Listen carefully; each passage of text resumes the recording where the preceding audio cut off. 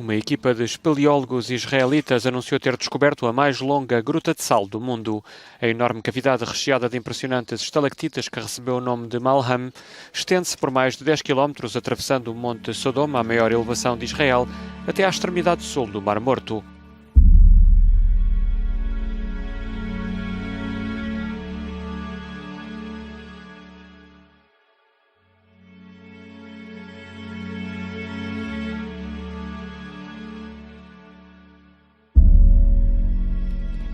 Na realidade, a gruta foi descoberta pela primeira vez nos anos 80, mas foi a realização de novas medições por membros do Centro de Pesquisa sobre Grutas da Universidade Hebraica de Jerusalém que permitiu defini-la como a mais longa do mundo.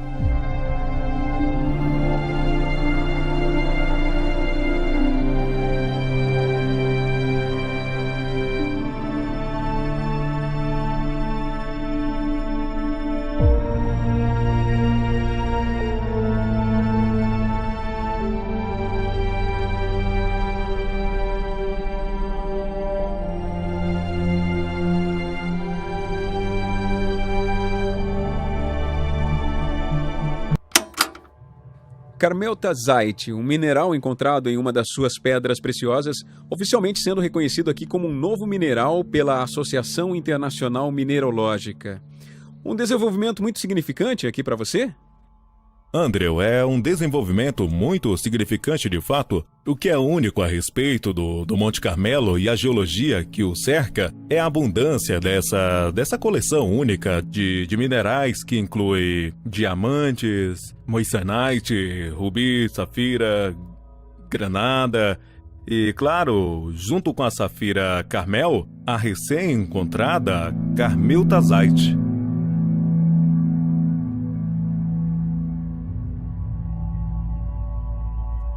No que concerne ao que foi encontrado aqui, estamos falando de um país relativamente jovem. Você foi pego de surpresa pelo que foi descoberto aqui?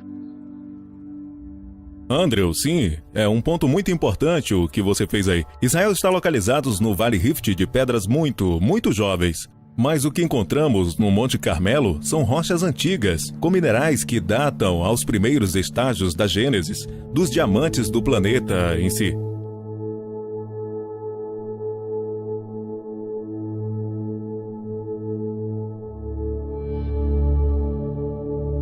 Um raro selo de barro encontrado em Jerusalém pode ajudar a afirmar a existência do rei Josias do Antigo Testamento.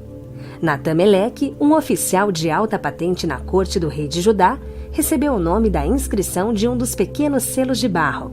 Meleque é mencionado brevemente no segundo livro de Reis da Bíblia hebraica como um dos oficiais de Josias, a única evidência para o rei Josias como uma figura histórica do que mitológica vem da Bíblia, com poucas evidências arqueológicas de apoio.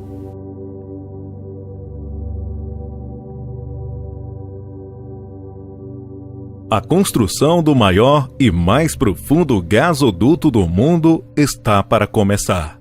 O gasoduto do Mediterrâneo Oriental é um plano ambicioso para explorar 20 milhões de metros cúbicos de gás natural anualmente das águas israelitas do Mediterrâneo Oriental para a Europa. O Mediterrâneo Oriental, mais conhecido por lutas e conflitos, tornou-se o ramo de atividade de prospecção. Israel já teve à mercê de vizinhos voláteis e, em geral, hostis ao abastecimento de combustível. Mas agora tem gás natural suficiente para si e para vender para outros. A maior companhia petrolífera de capital aberto do mundo a considerar a exploração de petróleo e gás em Israel, que ainda está tecnicamente em guerra com os estados do Golfo Pérsico.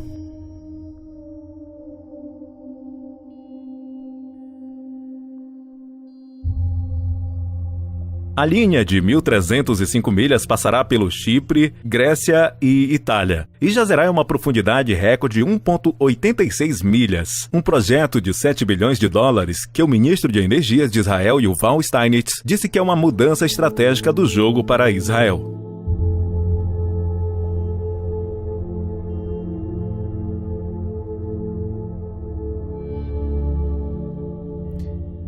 Israel está no limiar de uma nova era.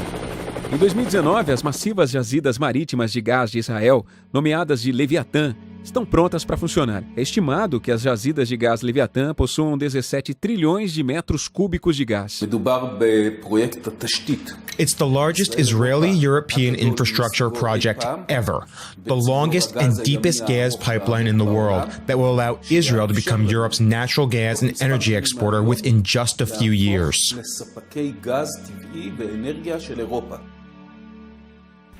O presidente dos Estados Unidos, Donald Trump, reconheceu oficialmente nesta segunda-feira a soberania de Israel sobre as colinas de Golã. A declaração foi feita ao lado de Benjamin Netanyahu, primeiro-ministro de Israel que visita os Estados Unidos. Hoje estou tomando uma ação histórica para promover a habilidade de Israel de se defender e ter uma forte e poderosa segurança nacional que eles têm o direito de ter. Logo, vou assinar a proclamação presidencial reconhecendo a soberania de Israel sobre as colinas de Golã.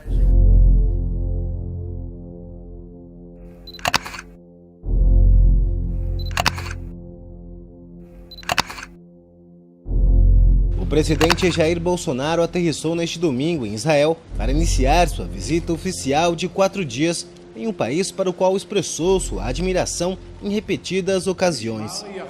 Em um gesto de especial atenção que não tem com todos os líderes que chegam ao país, o primeiro-ministro israelense Benjamin Netanyahu recebeu Bolsonaro pessoalmente com a cerimônia de honra no aeroporto internacional de Ben Gurion, perto de Tel Aviv. A Embaixada do Brasil não vem para Jerusalém. Para evitar problemas com o mundo árabe, o governo brasileiro anunciou a abertura de um escritório comercial aqui na Cidade Santa, que vai funcionar como uma extensão da Embaixada do Brasil em Tel Aviv. Começamos com as últimas notícias em Jerusalém, onde em menos de uma hora o secretário de Estado americano Mike Pompeo visitará o Muro das Lamentações juntamente com o primeiro-ministro Benjamin Netanyahu. É um momento histórico na parceria entre Israel e Estados Unidos, pois será a primeira vez que um alto diplomata americano visita oficialmente a Cidade Velha, acompanhado de um alto oficial israelense. Devido ao status da Cidade Velha ser reivindicado entre palestinos e israelenses, quando os dignatários estrangeiros a visitam, geralmente a fazem com guias privados. Lembre-se que quando tanto o presidente Trump quanto o vice Pence estiveram ali, eles não permitiram oficiais do governo de Israel juntarem-se a eles. The fact that Netanyahu is accompanying Mr. Bolsonaro here, what's the significance of that? Normalmente, quando os líderes estrangeiros visitam Israel, eles não necessariamente visitam o Muro das Lamentações, e se o fizeram normalmente, os definem como uma visita privada. Netanyahu foi muito amigável com o chanceler austríaco Sebastian Kurz. Quando ele visitou, foi uma visita privada. O príncipe William esteve aqui alguns meses atrás, no verão, e o visitou com o rabino do muro. O vice-premier da China esteve aqui recentemente, e ele visitou com o oficial do Ministério das Relações Exteriores. Mike Pompeo esteve aqui recentemente, e ele visitou com Netanyahu. Isso foi um divisor de água, mas hoje, de fato, o primeiro chefe de Estado estrangeiro visitando o Muro das Lamentações, claro, o muro de contenção do local mais sagrado do judaísmo, que, é claro, é o monte do templo mesmo atrás de mim, aqui com Netanyahu. Então, um momento muito significativo. É a primeira vez que um chefe de Estado estrangeiro visita o local mais sagrado do judaísmo junto com um premier israelense. O gesto rompe a tradição de líderes estrangeiros que preferem não visitar o muro ao lado de autoridades israelenses para manter distância do conflito com a Palestina. Isso porque o Muro das Lamentações está localizado na Cidade Velha, parte de Jerusalém Oriental, que é reivindicada pelos palestinos como capital de seu futuro Estado.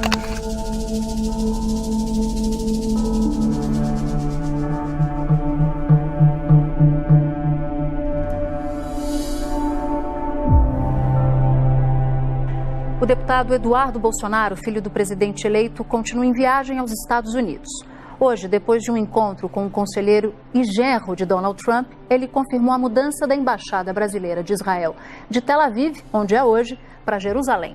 Quando Eduardo Bolsonaro esteve com Jared Kushner na Casa Branca, o assunto foi discutido não só porque Kushner supervisionou a transferência da Embaixada Americana de Tel Aviv para Jerusalém, como pelo paralelo. No Brasil e nos Estados Unidos, muitos cristãos evangélicos acreditam que o reconhecimento de Jerusalém como capital de Israel vai ser o início de um eventual encontro com Deus. E, nos dois países, os evangélicos formam um bloco de eleitores importante. Os candidatos Trump e Bolsonaro se referiram nas campanhas presidenciais à transferência das embaixadas.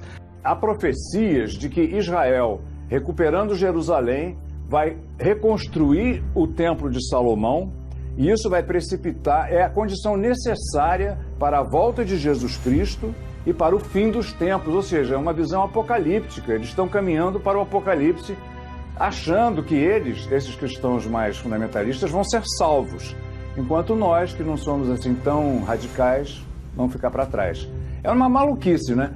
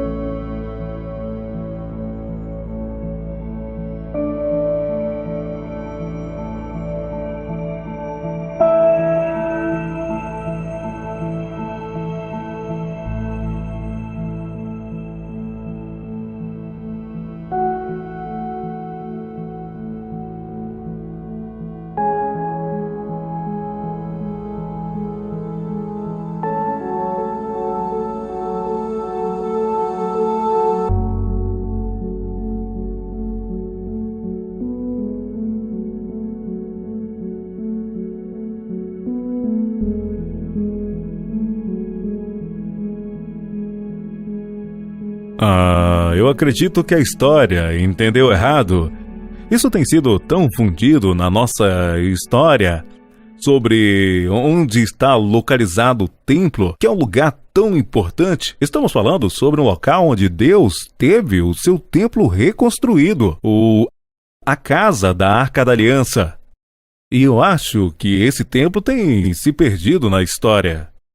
As pessoas dizem que é no Monte do Templo em Jerusalém, todos os eruditos dirão que é lá. E se você ler qualquer dicionário ou enciclopédia que lida com a Bíblia, eles dirão que não há controvérsias sobre isso. Mas eu comecei a pesquisar esse assunto baseado em conseguir boas informações do Dr. Ernest Martin na década de 90, onde ele propôs isso juntamente com outros. Eu acho que ele estava certo e que as provas são muito fortes. Ele já faleceu, mas eu tomei os ensinos e faço a pesquisa em que, de um ponto de vista, faço como ele. Eu creio que podemos mostrar pelas provas, pela Bíblia, que o templo é, de fato, na cidade de Davi, ou foi, e que o Monte do Templo era um forte romano, o forte romano Antônia para a legião que ali estava.